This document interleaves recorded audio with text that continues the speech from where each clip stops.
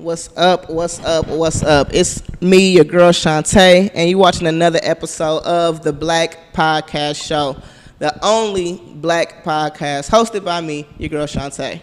And today I have the privilege of having a very, very, very special guest. I got my bro Jay on here. Jay Marley, what's good? What's going on? And Jay Marley is actually the host of the Bud and Cold Cereal podcast. Right on. That's me. It's truly an honor to have you on the show. So, who is Jay Marley? Just right off bat, what do you want people to know about you? You know what I mean? I'm Jay Marley, so I'm just cool. I'm laid back or whatever. Like you said, I do the podcast, so I just talk about marijuana all day and cereal, because that's the best combination. I was gonna say that's pretty much Jordan and Pippen. You know what I'm saying? That's Kobe. I wake up in the morning, I roll me a joint, I smoke it, I fix a bowl of cereal, and I get my day started. So. And you felt so inspired. Yeah. By that morning routine, you created a podcast. Well, the name come from a story way back, but it was inspirational for sure. Share the story. We ain't got nothing but time. Well, I mean, we have an hour, but. All right, so Bud and Cold Cereal is actually a movie that me and one of my classmates was going to write when we were like in 10th grade. Nice. And he's white and I'm black. And we were first going to call it Black and White and do a movie about our life, but then we were like, nah, like Bud and Cold Cereal, like sound way cooler. Milk and it sound way cooler. I don't know what the movie was going to be about, but years later when I decided to start a podcast, I was like, Bud and Cold Cereal. All I talk about is weed and cereal. Weed and cereal anyway. So do you have pretty much like different segments on your podcast, or what's the content of it? All right, so yeah, we got different segments on it, but the overall general point of the podcast is to enlighten people on marijuana laws and newses, and kind of just let them know what's happening in the world with marijuana, people's stories about how it makes them feel, what they use it for, recreational, medical. So we just talk about different stuff like that. We have the strain of the week, so we go into details about that, and then the cereal of the week. So we just be that's what's chop up. It up, whatever. So yeah. So make sure y'all check out the Bud and Cold Cereal podcast. Yeah, for sure. And what is it, every Friday, right? Well, right now we trying to do it monthly, because I'm telling you, weekly, I don't know how you do it, but for sure. Well, she got backlogs, so go ahead and check out the Bud and Cold Cereal podcast. It's on every platform, right? Apple, Spotify, wherever you listen to podcasts. So you got a couple podcasts to catch up on. And now we're going to get to some gay shit, all right? Let go. I'm good at this. You good at this? Yeah. Let's go. All right, so have you always known you was gay, or was this something that you kind of had to come out? Nah, I knew I was gay. I was just trying to like figure out why everybody else thought it was supposed to be straight. Like when I was a kid, I was like, why does it have to be boy and girl? Like, I'm gay. So from jump, you knew? Yeah. Okay. Yeah, right on. Real gay over here. What about you? So, I'm curious. No. So for me, well, I feel like I always knew I was gay. My first crush was on a girl. But I grew up in a really religious household. So I was actually just telling somebody this last night. Like, before I even knew what gay was, I knew that gay was wrong. Or I was taught, rather, that gay was wrong. People would make fun of you for being gay. So for me, it was definitely a coming out process. Excuse me. That's a good deal. That's a good deal. I can't remember how my coming out went. Was your family immediately accepting, or did that take some time? I think they were immediately like, well, it's too late now. My mom, she was like, if you're gonna be gay, we're gonna do it right. Like you wanna be a man? What's up? We're gonna get some surgery. And I'm like, that's not the kind of gay I am. She thought gay meant trans. Yeah. Like, no, you know what? I love the support. She said we're gonna do it right. we gonna do it right. But I wasn't that kind of gay. I'm just like straight gay. Okay. Yeah. Okay. That's what's up. See, that's really a blessing, because a lot of people don't have that kind of support. Real talk. So I'm happy for you that you was able to experience that. do you feel like you face any kind of discrimination or disrespect specifically for being like a kind of masculine presenting lesbian? Not Or do you consider yourself that? I mean, I do, but I don't really have no issues in like the real world. Yeah. Nah, but like, I guess in private sectors, church and school and stuff, I guess it was kind of like not everybody understood what was going on. Mm-hmm. So, but like in the real world, work, you know what I'm saying, in public, stuff like that, and I don't really have I don't feel like I face any discriminations other than, of course, the public restroom type stuff. But when people be looking at you kind of weird. Come on, man, that's crazy. Yeah, I feel you. Now, you know what? I actually kind of feel the same way. And if it is any kind of discrimination or disrespect, I'm just not privy to it. Maybe my mind is just, maybe your mind too is just not set up to even recognize like. I feel like they just see me like not the outer shell. Like I feel like I show a lot of inner character. Yeah. Okay. For sure. Yeah, you feel like people kind of catch on to your personality. Yeah. As opposed to worrying about. Yeah. You know what? We actually are kind of fortunate because we live in a time where it's much more acceptable. Sure. You know what I'm saying? Like, even though people, like, I be hearing about stuff, like, online and stuff, where people get, like, killed or beat up or something, but I've never experienced anybody being like, oh, you this or you that. Yeah. It hasn't happened to me, but, yeah, I know people who has experienced, like, incidents where it's, like, simply happened because they're gay. And it's, I'm sure it has happened to me, and I'm just like, whatever. I don't care. Yeah. It could be because I'm black. It could be because I'm anything. You know what I'm saying? Like, I don't know. So do you feel like you face more, if any, pressure from being gay or from being black? Being black, for sure. Okay. Yeah, like you said, people more accepting to gay people, but black. Really? Slow down. You know what I'm saying? So yeah, I definitely feel like it's a harder issue being black than being lesbian, than being female, than not necessarily in that order, but it's a lot of. It's a triple whammy. For sure. Yeah, for sure. And then like you got the whole. I don't want to take anything away from like Black America, but people always mistake me for like being male. Mm-hmm. To the point where it has me like legitly on my toes, like, hey, I'm not a black guy, do not. Yes. No threat, bro. Like, don't no threat. Yeah. It's crazy. So another question: do people have anyone ever accused you of wanting to be a man? No. Okay. I don't think so. But I mean, you know, that's some like people something. Can't accept that I'm a female though. Like that's kind of something I've seen. Like, I guess more so online, where guys be like, oh, they might see a picture of a stud, and in the comments they be like, oh, she want to be a man. I've seen it, and it's like, clothes definitely don't make you what you are. Right. Because what if I wanted to be a mermaid? Right. All I gotta do is put the tail on. And if I did put the tail on, people wouldn't accuse you of like, oh, she want to be a mermaid. Like, that wouldn't be a horrible thing. Yeah. Like, I don't know. Nah. But you've never had that. I wouldn't have no reason for anybody to say that because. I agree. I don't even carry myself as a man. Like you said, the clothes don't make the person. So. I guess there are some, studs that are a little hard. You know what I'm saying? That make it like, like sure. Maybe she do want to be, but maybe they want to be trans, and that's cool. Maybe they just aggressive. I don't know.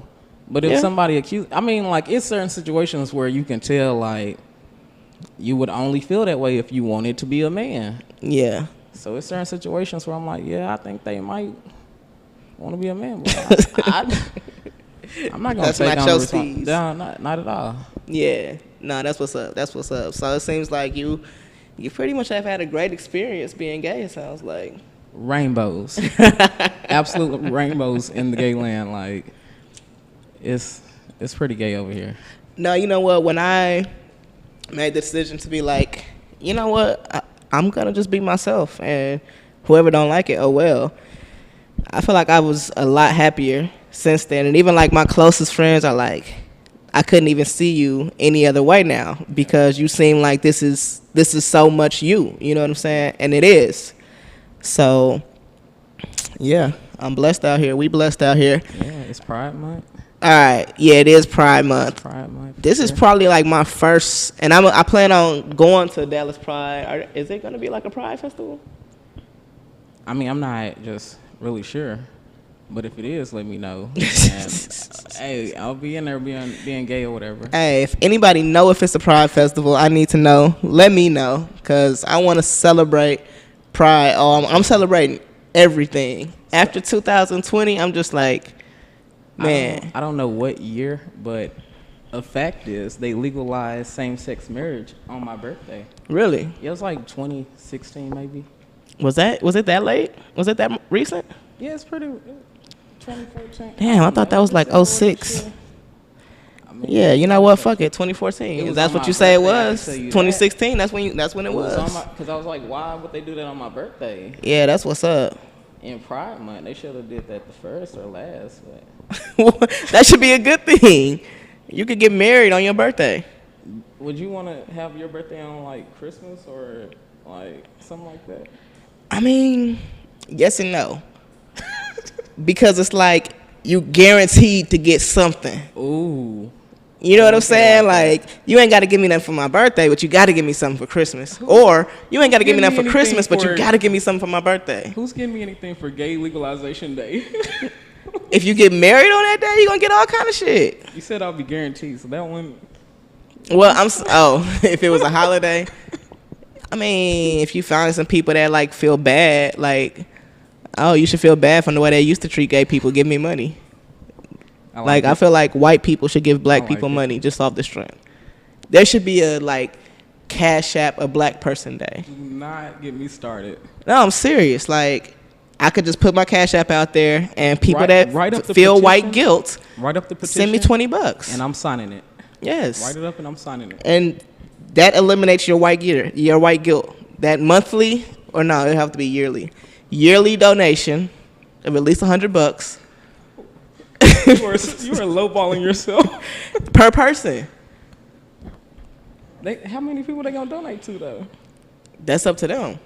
But the more you donate, the less guilty you can feel. I can ride with that. You know what I'm saying? The more you donate, people can't call you racist after a certain point. At some point. Like once you hit the $10,000 level, then it's like, okay, you good. Nobody can call you Karen. No one. Once you hit the $50,000 level, right on. What's that?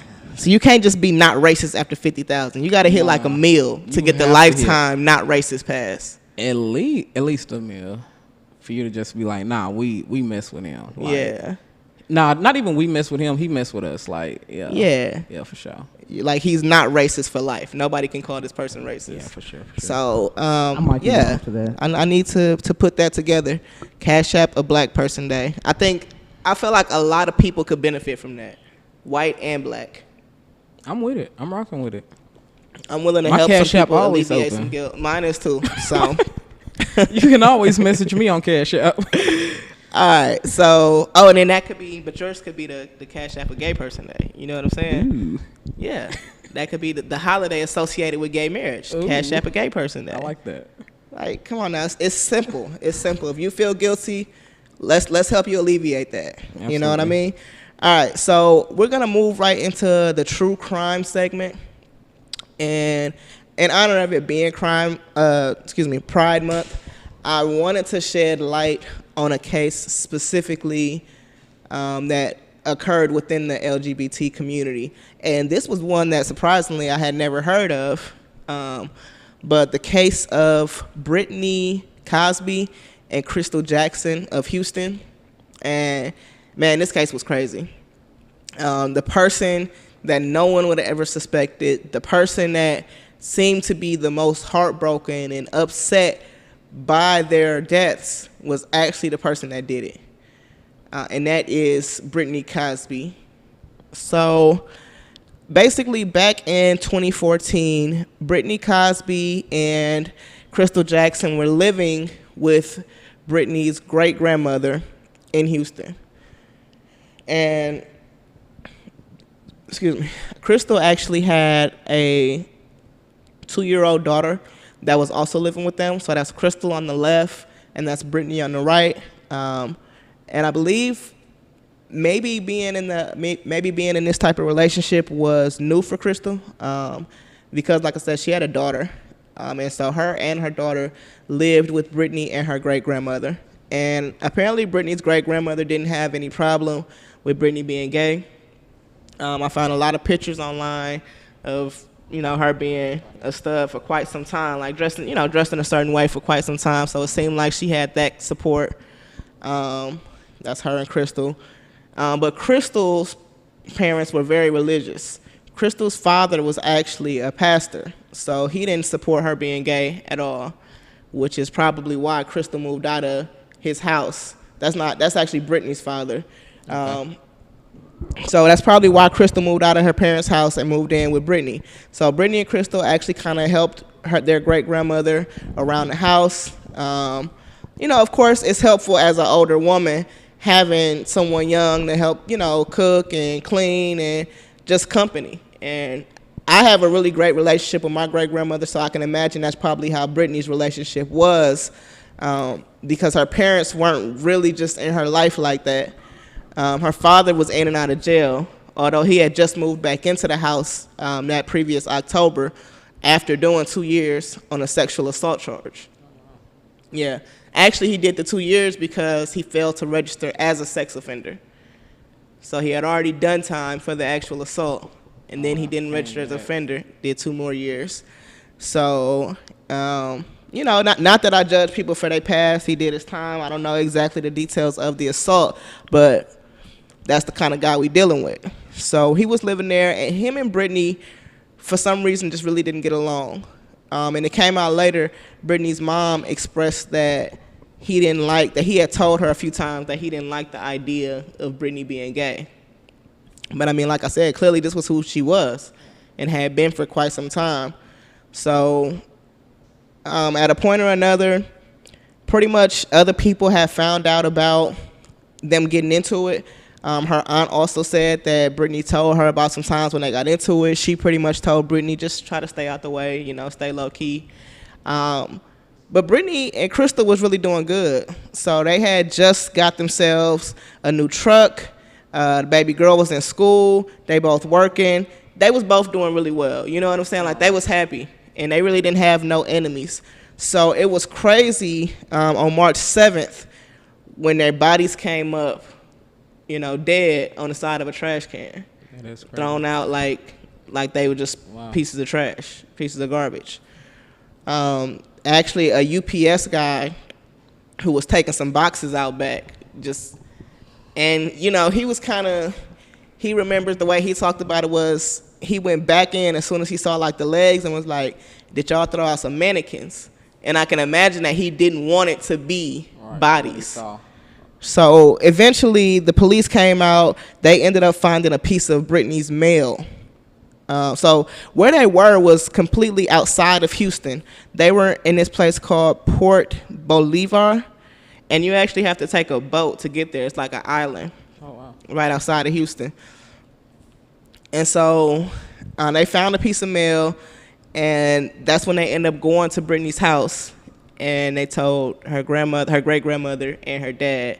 And her dad immediately kind of just started freaking out, starts crying, just like, what happened? And, I'm sure that that's a hard thing for a parent to hear. Your child has been found dead. Yeah. So, and actually when they found the girls, it said that they found them like they was kind of entangled, like their legs was entangled together, and Britney's head was wrapped up in a sheet. Oh, my. And when they took the sheet off her head, they could see she had been shot in the head. She had a hole in her head. And so, I'm sure that that's hard for a parent to hear, and even harder for the great-grandmother to hear. Yeah. I know that was a lot for her. And Crystal's parents had been looking for her, and they had came by the house, and they was wondering where she was, too. She had only been missing, I'm not going to say only, but they had been missing for 2 days. And so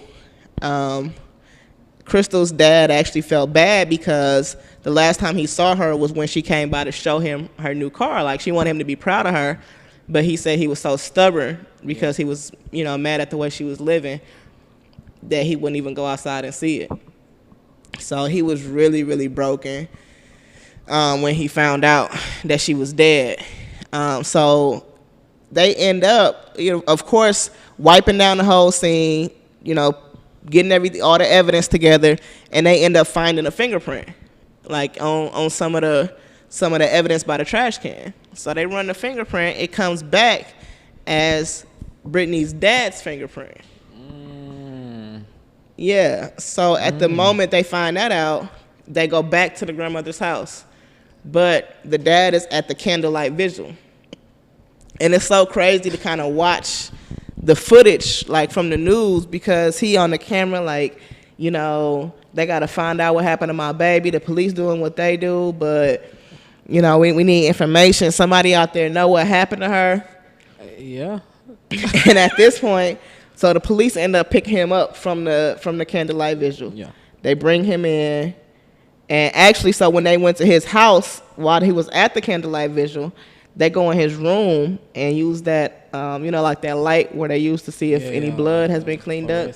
The room lights up like the sky on the 4th of July. You know what I'm saying? Crime scene. Yes, that was the actual crime scene. So basically, him and Britney had gotten into some kind of argument, and he ends up hitting her in the head and ends up basically beating her to death. Oh, wow. And then Crystal come in, and he ended up shooting her. Like, it was just no reason, you know, for this to happen. And then this whole time, luckily, thank God, Crystal's daughter was in the car. So she didn't see what happened, but she did see her mom dead. That's tough. So then afterwards, he took the bodies, put them in the back of their truck. They actually had an SUV, and he took it to the ferry, and I guess rode the ferry, and dumped their bodies, like I said, like trash. Like, this is his daughter, and he just dumped her body on the side of a dumpster. That's tough. And yeah, it was crazy. The police pretty much had to put some pressure on him, but he did end up confessing. But it's just, like, when they showed the room, it was actually a lot of spots where he couldn't even get the blood up. So it's like, how can you even sleep in here, seeing this blood? I wouldn't be able to. Man, like a fucked up individual. But luckily, he is, I mean, it doesn't bring the girls back, but he is in prison for life. As he should be. That's crazy that, I mean, like, I couldn't think about my dad even thinking about murdering me. That's the person that's supposed to protect you from everything. Exactly. Supposed to be a superhero. Exactly. I don't know. I couldn't even imagine, and that's sad. And I mean, he really hadn't been in Britney's life like that.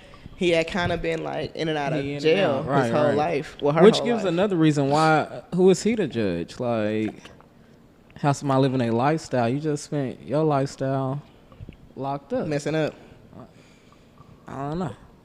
And then also, some people said that he was jealous of Britney because, you know, he is this pretty much jailbird living in his mom's garage, don't really have nothing going. Yeah. And Britney is, you know, in a happy relationship. She probably was the apple of her grandmother's eye. I'm sure. Constantly doing better. Had just got her own car, and probably was gonna get her own place, you know. But I mean, I don't know if she was staying there specifically to help her grandmother. That's what it seemed like. You know, like she could have gotten her own place. So he probably was jealous. But then also the police said that in his room, because he had become Muslim in prison. So in his room, the Quran was actually sitting like on his dresser, specifically opened up to a passage about homosexuality being a sin. Yeah, that's something. So who knows if it was some kind of, quote unquote, honor killing. Yeah. I mean, it wouldn't be, I don't know what they do in their religion, you know what I'm saying, if that's they thing or whatever, but some people do take that super serious, and that could have been a motive. Man, I'm gonna say this. Yo, I feel like I know though? what kind of nigga this is. You know what I'm saying? This the type of nigga been in and out of jail, don't have shit going, don't have I know this nothing dude. to grasp. Yeah, but want to tell somebody, oh, because you gay, that's wrong. Yeah. Like, motherfucker, being a bum is wrong too. Right. Forget You know everything what I'm else saying? you got Like- going on. Being gay is your main concern. That's Like, cool. obviously, you had me outside of wedlock. Ain't no telling you got other kids. Like, it's a lot of shit. Don't Right. tell me Right. he the type of nigga that probably was like, you're not gonna bring that sin into my grandmother's household Yeah. or something. You know what I'm saying? Try to regulate some shit that you ain't got no power over. Like, fam, her name is on the deed to this house. Right. She Oh, didn't tell man. me she added you. Let me know. Yeah. You know what I'm saying? Like that type of nigga to where you don't have no power, so you try to Create take. some. Yes, exactly. Yeah.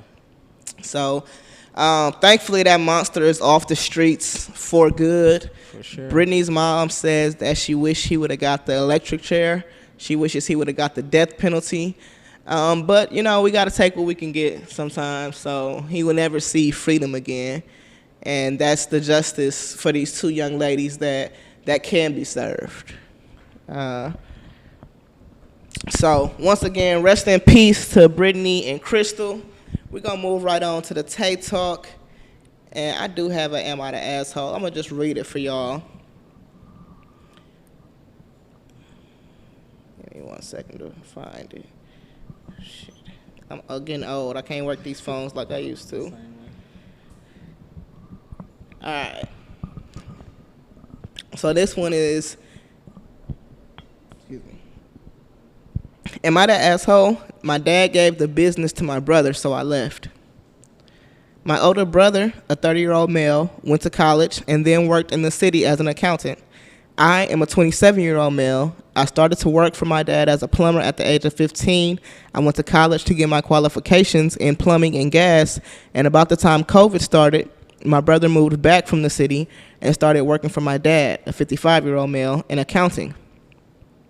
My dad has not been well for the last 4 years due to asbestosis. So I'm probably not saying that right, but you get the drift. It has really been hard on the family, and he is getting worse, but is still loving life. I have been running the business for the last 2 years. We have expanded and now have 50 vans in the fleet, and 1 qualified and 1 trainee allocated to each van. COVID was hard in the beginning, but we have bounced back. My dad still works on tools with me on Fridays, half day, and then we go back to my place for some beers. Friday is the only day because I'm doing everything to run the business. Anyway, last month he told the family he is stepping down from the business due to his health, and he wants to spend more time with my mother. And he's giving the business to my brother. He wants me to step down from acting CEO, and this upset me. I've been with the business 12 years. At the beginning, it was just me and my dad. My brother never wanted anything to do with the business. He said it's not worth his time. But now he's the boss, and I've been dumped back as a heating engineer with a $20,000 pay cut. He doesn't have any clue what we do or how to do it. I spoke to my dad, and he told me that my brother deserves it for all he's done, that he has a family and I don't, and that he went to university. A lot of the workers are upset about the decision and have told me they will go where I go. I told my dad that if that's how he feels, then I will leave and start my own business. I have not spoke to my dad or brother since, and I have told them to never contact me. For the last month, I've had thousands of calls and text messages from my family saying some very hurtful things, telling me I'm ungrateful. So am I the asshole? Nope. Nope. Gotta go. Cause what? Nah. Yeah. You want me to step down? Like at first I was like, all right, you want my brother to do it because maybe it's a better business call. But when you start talking about he went to university and he got a family, then you put your emotion into business, and that's not cool. That's never so, cool. Yeah. Don't do that. I done put the work in. You ain't talking about nothing. I'm gonna go and do my own thing. So nah. Yeah. I'm gonna have to agree with you. I'm gonna call this guy Daryl. He giving me Daryl vibes. Yeah. I'm about. And matter of fact, I'm gonna call his dad Gerald. And I'm gonna call his brother Junior. I was feeling Tommy on there. His name Thomas or something. Thomas the dad? Yeah, Thomas sound like I could see somebody will do some crazy stuff like that. I could see him being a Thomas, and he only go by Thomas, not like Tommy or Tom. Nah, don't do that abbreviation stuff. His and name the is son is Mr. TJ. Thomas. If you don't know him, yeah, the older son is TJ. He is. That sounds about right. Yeah, he seemed like a TJ type of nigga. So yeah, like Daryl, you did the best you could. You stuck with your dad. You was his day one, basically. 12 years you've been in the business, doing your thing. You know, you helped him expand the business. Like, come on now, it started from you and him. Started from the bottom, now we're here. To 50 trucks. Do you think he could have done that without you? He obviously could have done it without your brother because he did. So, Thomas, I'm not sure what made you make this decision. I feel like loyalty is not your priority. And with that being the case, I wouldn't want to fuck with you anyways. I can't, Pops. You know what I'm saying? Like, Pops, listen. What? TJ? That's what I'm saying. TJ up and left you, bro. Said he didn't want nothing to do with the business. A plumber? That's what, like, he thought he was too good for that shit. He said it was not worth his time. Like, come on now. Like, somebody say some shit like that. You're not they coming basically over telling here you no that more. you're not shit. Wow. Me getting into your business is not even worth my time. TJ, no. I'm leaving. I'm starting a bigger and better company. I'm taking plus, you down, Pops. But he doesn't know nothing TJ. about plumbing. Like, he's an accountant, so he can only run the accounting. That's it. Why would he? So, yeah, Daryl, you're not the asshole. Thomas is the asshole, and TJ is most definitely the asshole. TJ, the biggest. I'm not feeling TJ. All right, I got one more. This person wants to know, am I the asshole for refusing to let my husband eat dinner with me and the kids? This might sound silly, but my husband loves food. Not gaming, not YouTube. His weakness is food. I don't hold this against him in any way, but he eats a lot. He's fit and regularly attends the gym. But sometimes I find myself cooking bigger portions of food because he'd attempt to eat from our daughter's plates, leaving them still hungry. We always run out of snacks as well, so there are times when I have to cook twice a day. Yesterday at 4 p.m., I was out with the girls to get new haircuts. I already prepared dinner and left it in the fridge till we got back. I told my husband that I put his portion aside for when he got back from the gym so he could go ahead and eat if me and the girls were going to be late. I called him from the salon, and he said he got home and had his dinner and was doing some work in the office. At 8 p.m., me and the girls returned home, and I quickly went into the kitchen to reheat dinner because we were so hungry. I opened the fridge, and the food I prepared was gone. I asked him, and he said he felt hungry after eating and ate our dinner. I was angry. I kept thinking, what were we going to eat? I kept looking for other options, and when I asked about other foods, he kept shaking his head, saying we already ran out of this, already ran out of that. I bluntly said it. He was selfish to eat the girls' dinner. He said he couldn't help it. He's always hungry. I went to order food from the restaurant for just me and the girls.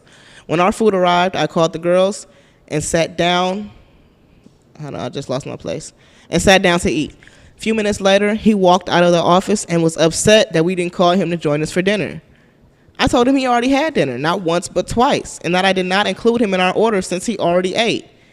He lashed out, saying I was doing this deliberately, ordering food from his favorite restaurants.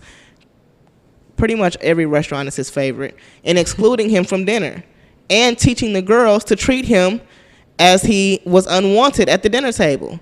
I called him selfish. This dinner was for me and the girls since he already ate our previous dinner that I spent time making. He admitted that he was wrong to eat our dinner. He said he felt bad afterwards, but also said that it was totally worth it. There's no doctor or therapist or pastor that can help him out with this problem. He's just a man who loves food. But I was behaving passive-aggressive towards him and implying that him liking food is a problem, which is incorrect. We argued for minutes, and then he went back into the office saying I should feel bad for excluding him from our meal. Needless to say, he hasn't spoken to me ever since, and he keeps teasing the girls about no longer sharing his snacks with them, since they were okay with me excluding him for dinner. Am I the asshole here? No. You don't think so? No, she's an asshole. Really? For sure. Because she know the problem and the solution, and she refuses to do it. What's the problem? The problem is he eat too much. The problem is she not cooking enough. If you know somebody finna eat a lot, cook enough for them to eat. I mean, just cook more. You know the problem. He eat a lot. He eating all your food. Cook him some more food. Cook some more food. She said she put his portion to the side, so I'm assuming she cooked quite a bit. She did not cook enough portion. I feel like that's the problem. If I see someone has extra plates all the time, you're not gonna eat my food. I'm just gonna have to cook you some more. We're gonna have to have enough because I'm gonna have to have mine, and you have to have yours. So either she need to not cook or cook more. No, I'm wrong. I'm gonna call this lady Cheryl. Oh, here you go. And I'm gonna call him Antonio. Wow. He giving me Antonio vibes. Maybe Tony. Yeah, let me call him Tony. He definitely giving me Tony vibes. I'm feeling it. Yeah, I feel like Cheryl is doing the best she can. I feel like maybe he didn't get enough to eat, but at the same time, it was very selfish of him to eat his food, her food, and the girl's food, and not even say something. But it should have been more, though. If that's the problem that he eats too much, it should have been more. It just should have been more. But I'm saying, though, okay, I'm saying he the asshole because he could have at least called her and been like, hey, you're going to have to stop and get y'all some more food. Because he watched her come home and go in the kitchen and open the fridge. But then she went to go order food when she know he eat a lot and still didn't order him nothing to eat. She was pissed. You don't fight fire with fire. Hold on.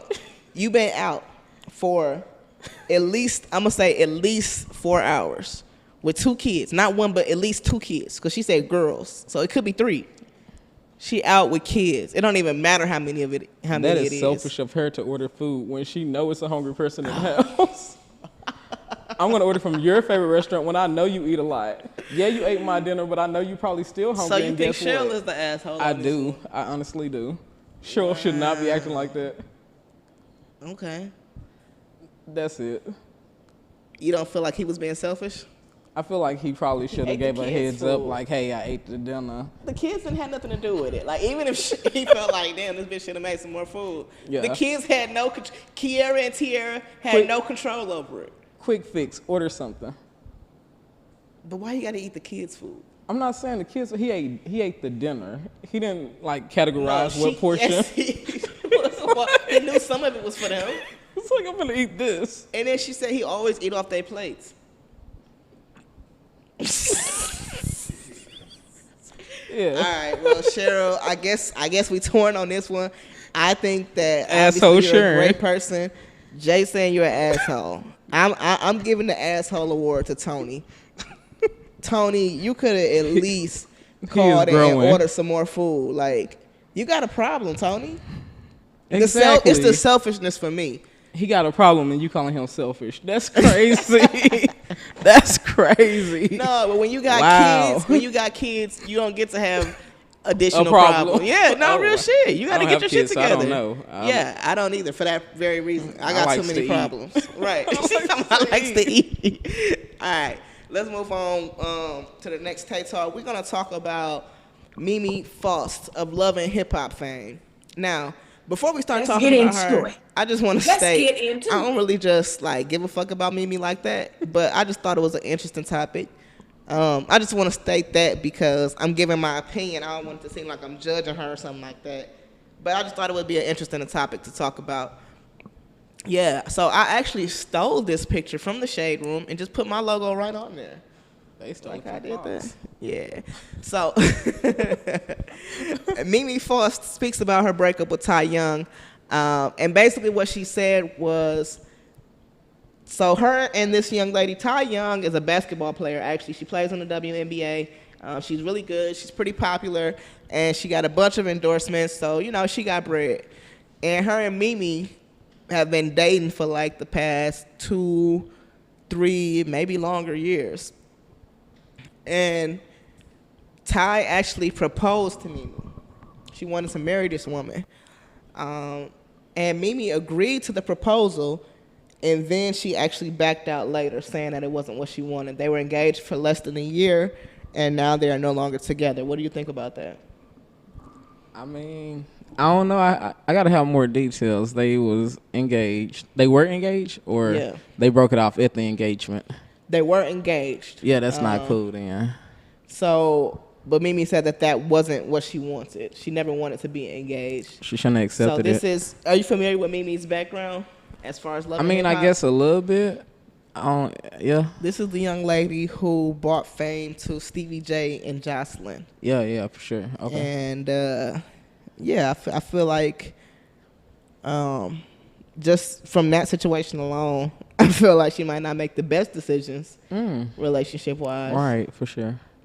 But sometimes I think that stuff like this could kind of give bisexual women or straight women that are looking to try something different really a bad name, because it's like, damn, was you like, if you've been with somebody 3 years, why not be thinking about marriage? I mean, if it was known that she ain't really just trying to, she shouldn't have accepted the engagement. Period. Right. I don't care, gay, straight, whatever. Like, don't play with people like that. You know what I'm saying? So, the fact that she even accepted it and then made a statement saying that's not what she wanted, then it's like, you playing with people, and you probably playing with gay people. Don't play with us. You know what I'm saying? Yeah, that's what I be wondering. Like, people just be wanting to experiment. Yeah. You kind of come across a lot of women who are like, oh, I like being with women sexually, but I don't want to marry a woman. Yeah. I mean, I can feel that, I guess, but I mean, it's cool, you know, if that's like what you up front saying, but at the same time, it's kind of not cool, because it's like, nah, it's cool either way. Like, it's straight people out there that's like, I don't want to get married. That's true. That's a fact. So that's a fact. if she don't want to get married, she don't want to get married, but don't accept no engagement. You know what I'm saying? Don't make nobody think that that's what the long-term goal is. Like, I got actually a clip. So everybody online on like the blogs and stuff that report this kind of stuff have really been slandering Mimi, calling her gay for pay, gay for clout, gay, just like basically a fake gay. And I kind of felt the same way. And I'm not going to lie. I have somebody on my Facebook page, this gentleman by the name of Jerome Trammell that I went to college with. So shout out to Jerome. He actually works on Fox Soul Network, where she did this interview. And he actually specifically works on this show that Tammy Roman hosts. And Tammy Roman is one of the basketball wives or whatever. And he is the one who actually wrote the questions for this interview. So when he saw me post it, he commented like, you know, you actually got to watch the whole interview to kind of get the context of it, to understand what she was saying. So I have a clip. The clip is like maybe 2 minutes. So just check out this clip. I'm going to play right now. And we'll come back and kind of just see if anybody feels different. And me and Jay will talk real quick. Let's get into it. Let's get into it. Can you make it to where we can hear? I think the turning point for me was the engagement. It's all good. That's not what I wanted. I had expressed this to Ty, but Ty is a natural-born athlete. She's a natural-born winner. She's just used to getting what she wants, and so that is what she wanted, and she pressed forward with what she wanted, regardless of anybody else and how they felt about it. You didn't want to be engaged? I didn't want to be married. No. Really? No. And that was enough to piss you off when you had to break up? Well, with me saying that opened up a whole humongous can of worms, not only for our relationship, but for myself. I started therapy. Let me go back just a little bit. From me being in the Scientology, even before that, I was like, when I left there, when I was on my own at 13, I had to live with a whole bunch of different people, different households, different this, different that. And I kind of lost my voice. And I just would go along with whatever was going on. I wouldn't speak up for myself because I was afraid if I spoke up, I might get kicked out. If I spoke up, I'm going to lose the situation. So my voice got really muffled and lost, and that just stuck with me into my adult life. And I'm not faulting her. 100% at all. I have to take responsibility for this as well, because had I spoken up prior to this more, we probably wouldn't have been in that situation, but I didn't. I just kept quiet. Our past traumas kind of dictate our new experiences, right? And that's how we deal with stuff. So the trauma of the Scientology, and like you said, not having a voice, and those things dictated the moment with you and Ty. But she was really coming from a place of love. Like I could feel that she really genuinely loved you and wanted to spend the rest of her life with you. So that's why I'm saying there wasn't a moment where you guys could have had the conversation and still move on. It was. Yeah. So basically in that clip, Mimi kind of goes into what happened. And we were talking about it earlier off air, and it's like, well, you know, why y'all couldn't stay together after, even if y'all put the engagement on hold. But I guess that wasn't what Ty wanted. And so Mimi said she also told her that she didn't want to be engaged before she even proposed. Yeah. So. Oh yeah, she should have listened. Yeah. Yeah, at that point. You know, it's very strange to me, and I mean, I don't know the details of their relationship, so this is just conversational purposes. But it's always strange to me when people propose without having had some kind of conversation with the other person. Yeah. Like, I would have got a double check. Like, now, if I asked, you got to say yeah, right? Okay, yeah, okay, well, let's go. I mean, it's going to be an agreement. That, but I would at least be like, do you see us being married? Yeah, yes. The talk, for sure.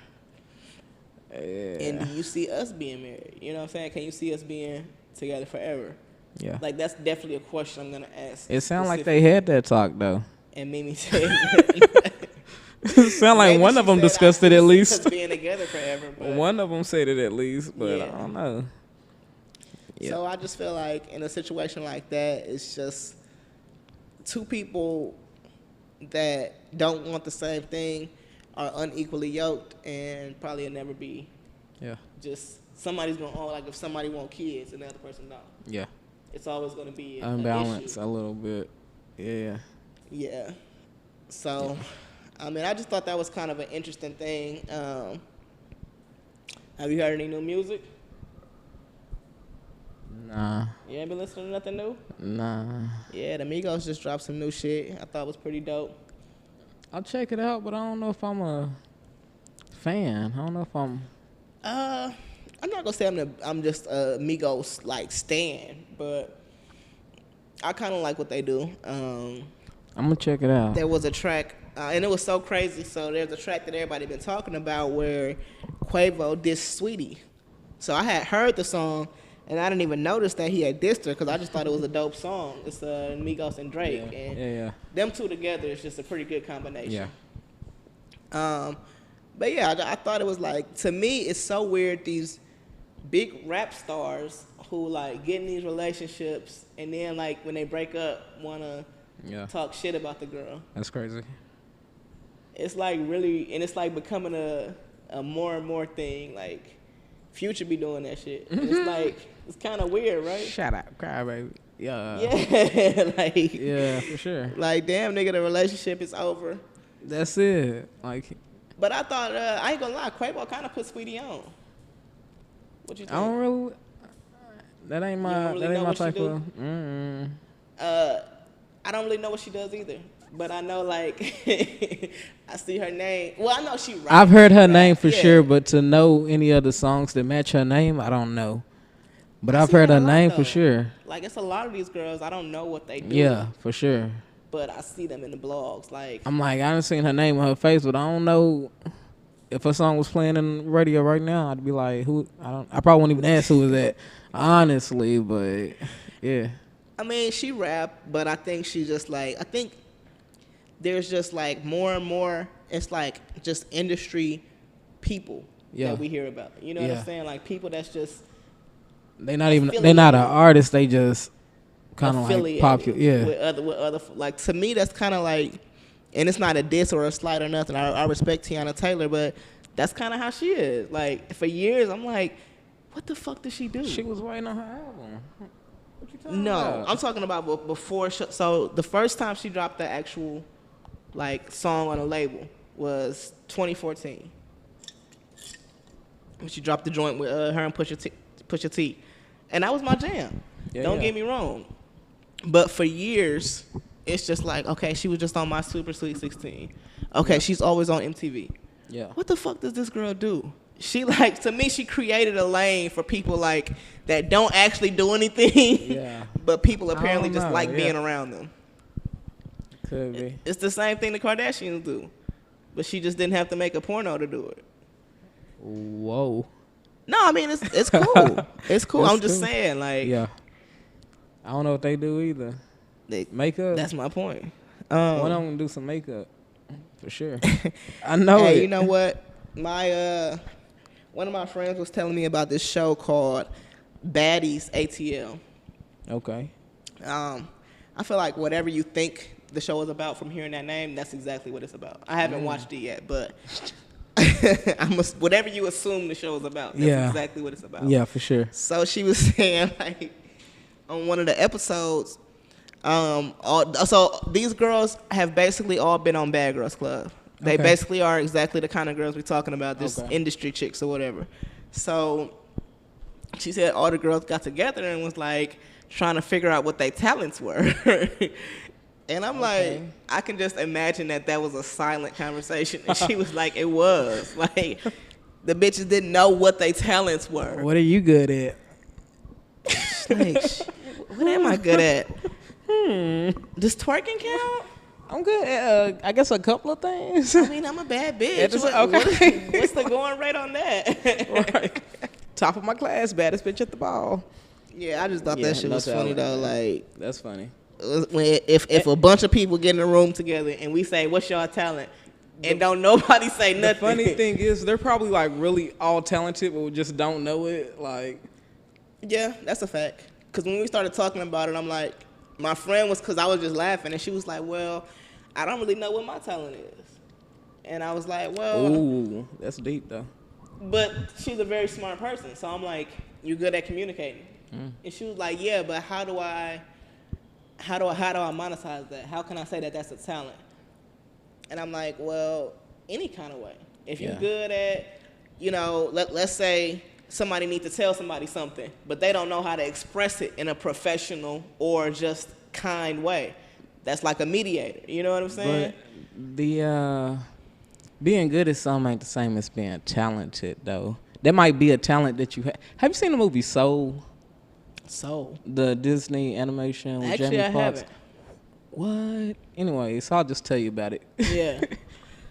So the dude just walks around as a soul, trying to find his talent, and he kept doing a bunch of things. He's like, I'm not good at anything. So then he's found some things he's good at, and he's like, this ain't my talent. So he's like walking around looking for his talent. Which I don't remember what it was, but he found it at the end of the movie. In case you check it out. So what do you think a talent is then? I think a talent is something that you're good at, and also something you love doing. I disagree. You disagree? I think that's a passion. That is a passion for sure. Because you can be talented at something but not enjoy doing it. Most likely, if that's your passion, you're gonna be talented at it, though. But that's what I'm saying. That's what makes it. The fact that you enjoy doing it is what makes it a passion. Okay. You might be good at something. Like, for instance, my sister, for example, she's basically a natural athlete.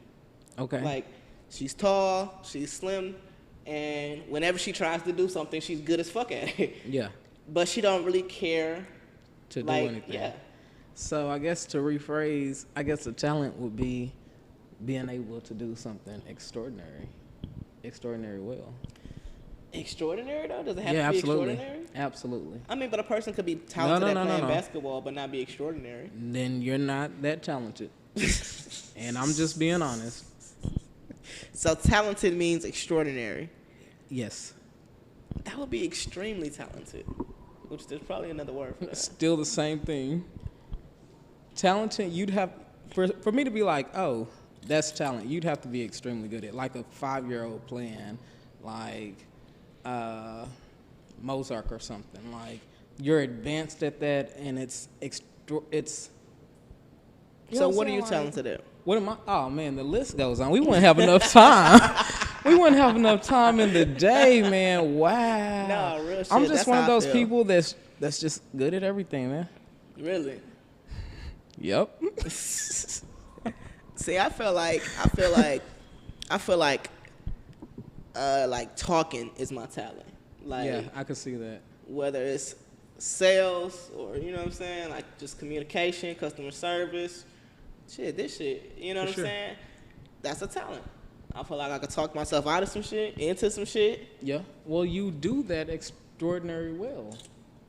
You can. Okay. I won't argue with you on that one. Exactly. You know what I'm saying? So, what if you were just mediocre at talking? Like, would that still be your talent? Obviously not. Exactly. Yeah. Exactly. Good point. So give me one of your talents. No, honestly, where do we start? Just give me one. I'm really good at like cooking. Okay. I'm really good at like, everything. Anything you think about. Yeah, I'm thinking of so many things that can't even come out right. Like, I'm really good at driving. That's a talent? I am really okay, that's fair. good at driving. That's fair. Like professional. Like I should and do get paid for this. Yes, I agree. You know, I think I'm a talented driver as well. I've gotten paid to professionally drive. There you go. So that makes me A professional for one, better than the average driver, obviously. because not everybody could do that. No, not everybody is Yeah. capable. Yeah. Okay, I can respect that. So, let me see. How can I end this off? What would be the best question? Oh, you know what? Somebody had actually sent me something that they wanted us to talk about. So, let me see if we can end off on this. I guess it's not a question.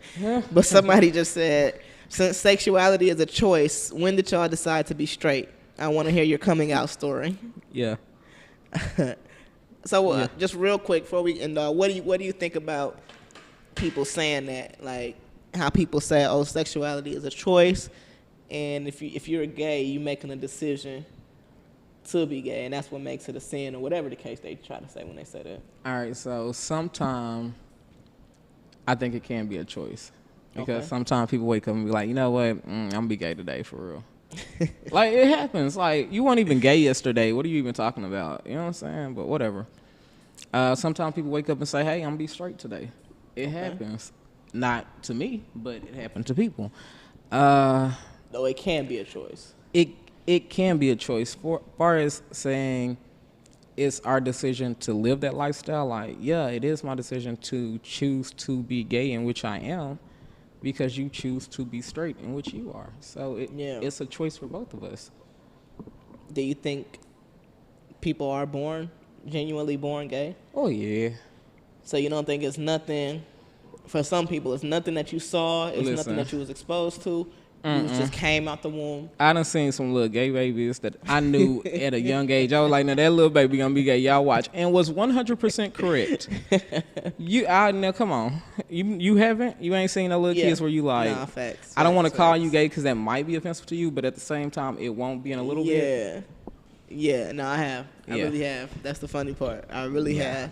No, I believe, I don't care what nobody say, I believe some people are born gay. Yeah. Because you meet some people's, and I mean, we don't know what goes on behind closed doors, but you meet some people's families, especially the people, like in your case, whose family is accepting. And it's like, there's nothing to indicate where you got this from, and you're happy. You know what I'm saying? It's not like some dramatic or traumatic shit happened that caused you to turn gay. This was just what you are. So I think, and I'm gonna say, you know what? For me, it was a choice for me because I made the choice to be like, this is what I want to do. Yeah. It was a choice to be myself, though. Yeah, exactly. So now, honestly, it's not a choice anymore. This is completely who I am. But I made the choice from a place of comfort, which you know, a lot of people don't have. A lot of people don't have a choice, though. Honestly.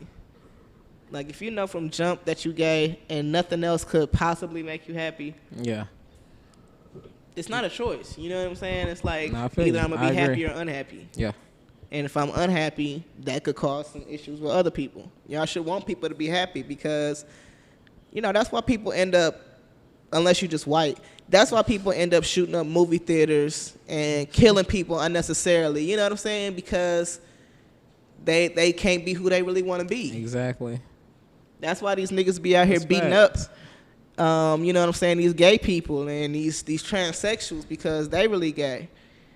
And they don't know how to express that. You know what I'm saying? That could definitely be the reason. I mean, I think in some cases, when somebody is aggressively homophobic, I feel like you're gay. You know what I'm saying? So even if you're not gay, you just shouldn't be aggressively homophobic because it's not a good look. I'm assuming, like, damn, if it's a guy, I'm like, he needs some dick. And if it's a girl, I'm like, she need a little puss. You know what I'm saying? Hey, I'm just saying, like, people that's aggressively homophobic. Yeah. If you just, matter of fact, even if you're not aggressively homophobic, just don't be homophobic. Even if you're a little bit. Or racist. Don't do that because we're going to assume that you're a little gay. Yeah. And if that's not what you want to be, all right, just be more open.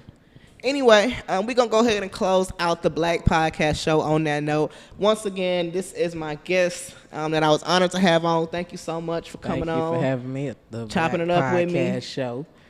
Jay Marley, why don't you tell them where they can find you on social media? You can find me on Facebook, Jay Marley. You can find me on Instagram. That's J_universe. The first E is a 3. So that's where I'll be. Yeah. All right, bet. And the Bud and Cold Cereal Podcast. Hit up the Bud and Cold Cereal Podcast Show on Facebook. Like the page. Also the Instagram. So yeah. So we out here doing big things, y'all. Once again, like I said, I'm honored to have you on the show. Next week, I will hopefully be having another guest on, so I'm excited to have y'all check me out again next week. The show will be on all streaming platforms Monday. So every Monday, if you're not able to catch the Facebook Live, that's cool.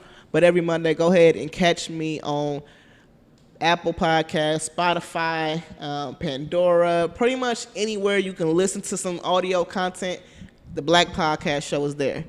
So I appreciate y'all again. See you next week.